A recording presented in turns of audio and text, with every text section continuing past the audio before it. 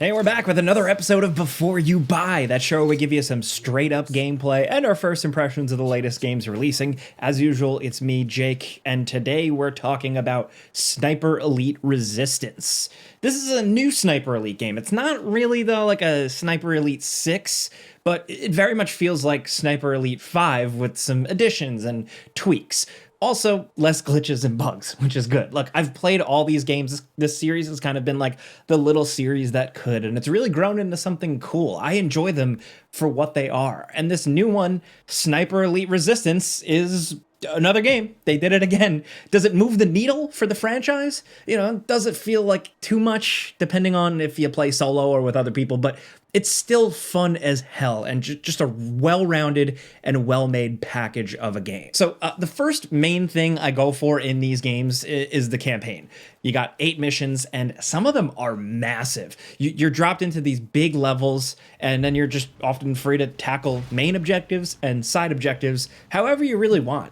You snipe, you sneak around, you crawl around, you crouch around, you run and gun your way through it. It's really all up to you. This time around, you're actually not good old Carl Fairburn, but this new guy, Harry Hawker. He's kind of this more grubby British specialist that's working with the French resistance in France. It's up to you to not engage in all-out warfare, but systematically disrupt Nazi infrastructure and all these weapon experiments, with Hawker occasionally quipping along the way. Really, his commentary during the missions is all the story you're really gonna get, and it's mostly just about what is going on and what the Nazis are up to and how you're gonna take them down this time. With this time around, it's specifically centering around this secret war-ending weapon that they're developing.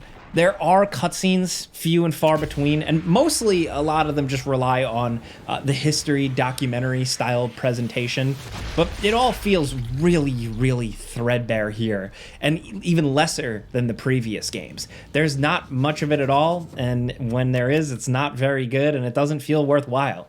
But thankfully, the focus is on the pure gameplay. You're not really here for the story, and it's fun as hell. So at this point, the Sniper Elite games are kind of like the Forza Motorsports of third-person shooters in terms of play customization.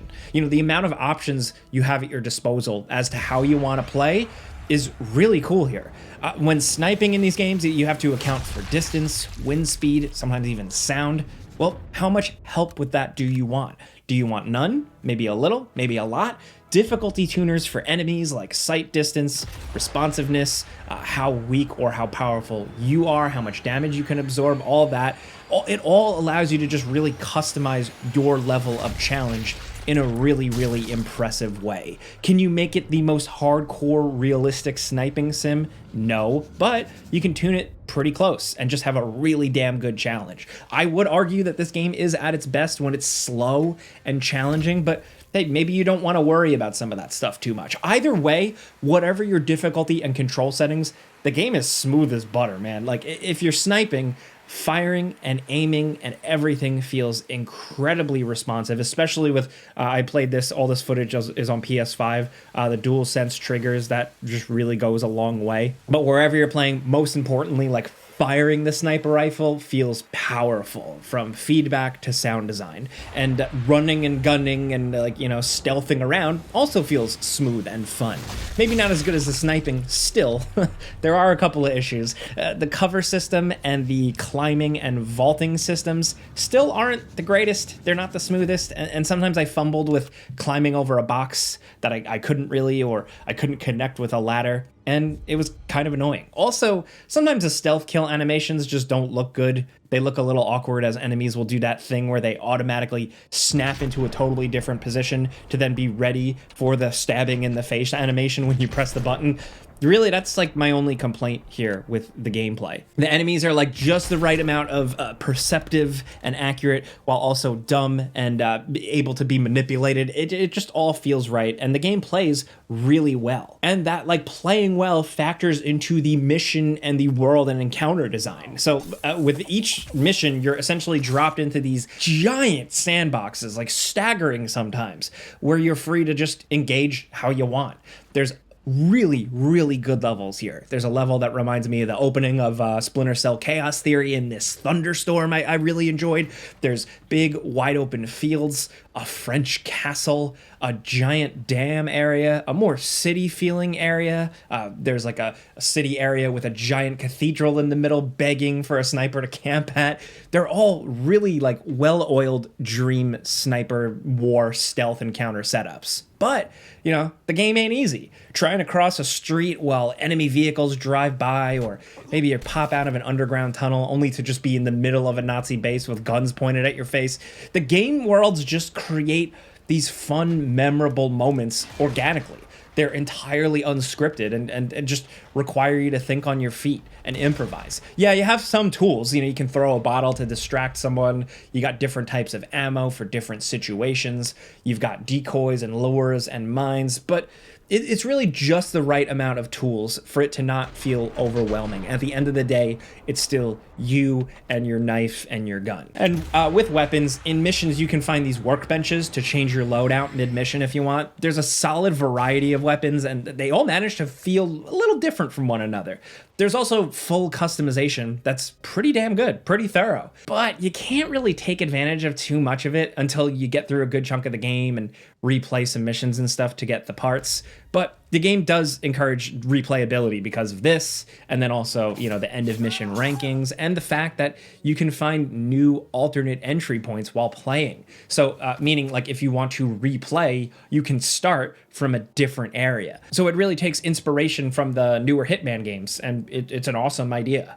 Now you're doing all this while missions update, things change, and you can even stumble upon special optional objectives and optional targets, like high-ranking Nazi stuff that Hawker tends to recognize. And then it's like almost like a little sub-challenge area in that area. All of it just always ends up flowing really well and feels good to play. You know, getting a few sniper rounds off while, you know, cannons fire nearby so you can mask your shots for some stealthy kills. All while you go in, you get the intel unseen and exfiltrate. That is so satisfying. But it's also just as satisfying to get in a close quarters shootout with like a Thompson machine gun and you're throwing grenades at dudes. All of it's pretty good. And yeah, of course, I didn't acknowledge it, but yes, the kill cams are here. I showed them here and there where I kind of didn't want to overdo it and get this video like flagged for violence. But yes, the brains explode, internal organs rupture, skulls shatter, bones shatter like all over the human body. The game is just happy to show you all of it, like a Mortal Kombat fatality.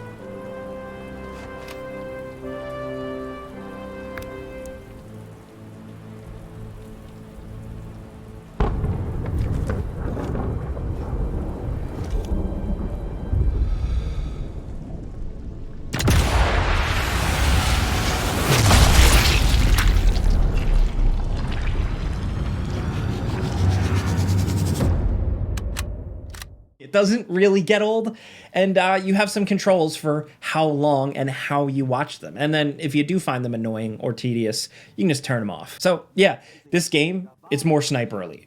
If you were looking to get like a more transformed experience from Sniper Elite 4 and 5, I wouldn't say you really get that. I'll say you just get more, and it's just more good gameplay.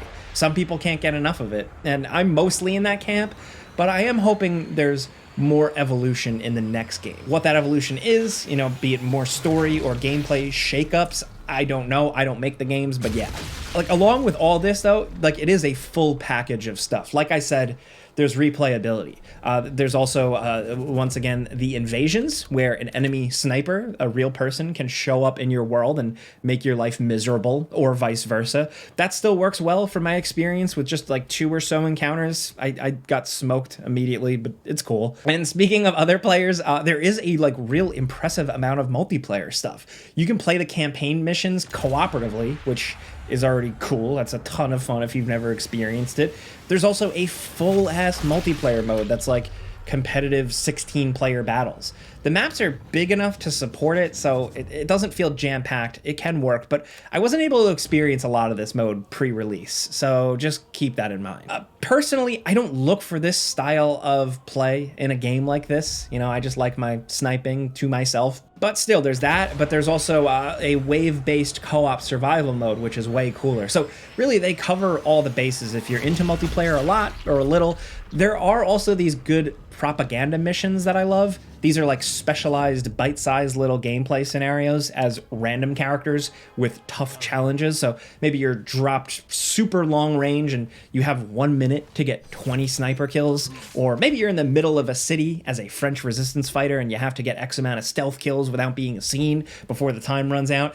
They're just good, solid fun, and I was able to just get more good playing, more gameplay, when I didn't want to jump into a massive, expansive sandbox open mission. So yeah, extra modes, co-op, and a full multiplayer suite, plus more good campaign with some of the best levels the newer Sniper Elite games have really ever featured. It's pretty cut and dry. And this is just like a good old-fashioned video game. Yes, the new character and the story are completely forgettable. And I do think the series is straying dangerously close to needing more of a refresh and not feel stale. But I can't deny, I just had a lot of fun. And that's the most important thing.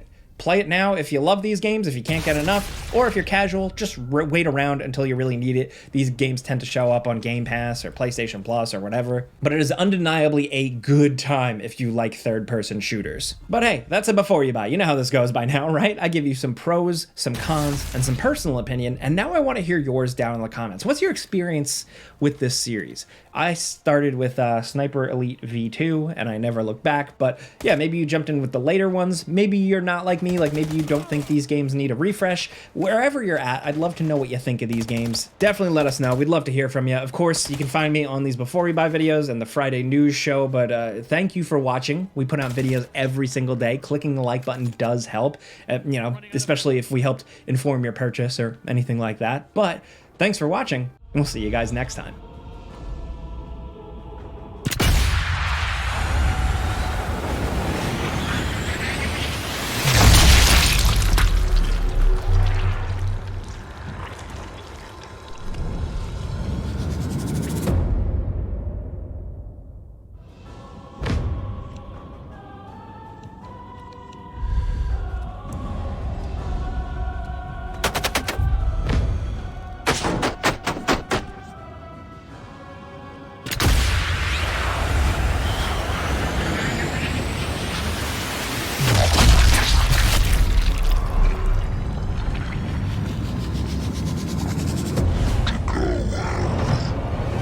Kosher.